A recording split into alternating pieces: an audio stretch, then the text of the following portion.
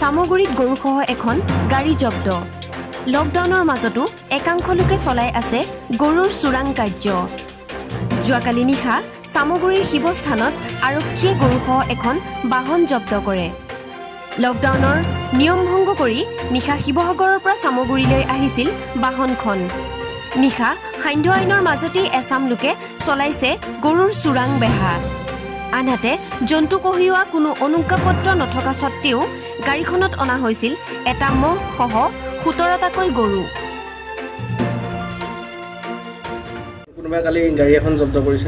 কালি আমি পেট্ৰলিং মাৰি থাকোঁতে গাড়ী এখন পালোঁ। গাড়ীখন পাই চেক কৰিলোঁ যে গাড়ীখনত মানে 16টা গৰু আছে, এটা বাফেলো আছে, মহ আছে। মহটো আনি এতিয়া ড্ৰাইভাৰজন পলাই গ'ল। আমি লগে লগে গাড়ীখন মানে আন ড্ৰাইভাৰ এজন লৈ গাড়ীখন থানাত লৈ আহিলোঁ। কিন্তু কাগজ পাতি চাই দেখিলোঁ যে যিজন হেণ্ডিমেন আছিল, হেণ্ডিমেনজনে কাগজ পাতি দেখুৱালে। হয়, কিমান সময় ঘটনাটো? ঘটনাটো মোটামুটি 12টা বাজিছে। সেইকাৰণে ধৰা হ'ল গাড়ীখন।